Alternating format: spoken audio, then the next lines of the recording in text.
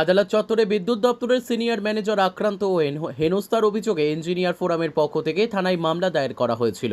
সোমবার ওই ঘটনার সাথে জড়িত অভিযুক্তদের গ্রেপ্তারের দাবিতে পুলিশ সদর দপ্তরে ডেপুটেশন প্রদান করা হয়েছে। পাশাপাশি ফায়ার সার্ভিস চৌমোহনীর রাস্তা অবরোধ করে বিক্ষোভ দেখিয়েছেন। প্রসঙ্গত, গত 29 মে বিদ্যুতের দাবিতে আদালত চত্বরে রাস্তা অবরোধ করেন আইনজীবীরা।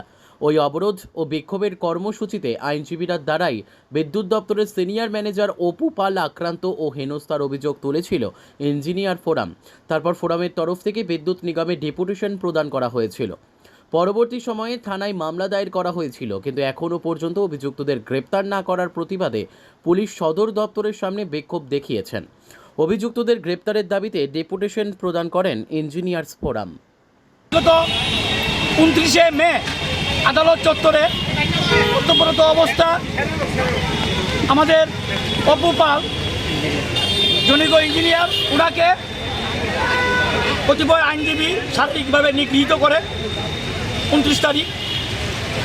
আমরা পরদিন দপ্তরের যিনি প্রধান আছেন ওনার কাছে আমরা দেখা করেছি যে যারা দোষী তাদের যাতে গ্রেপ্তার করা হয় বা এফআইআর করা হয় সেই ব্যাপারে আমরা মাননীয় এমডির সাথে আমরা দেখা করেছি।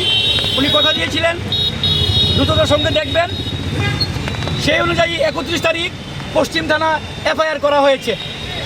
আজকে 3 তারিখ এফআইআর করা সত্ত্বেও যারা প্রকৃত দোষী তাদেরকে গ্রেপ্তার করা হয় নাই।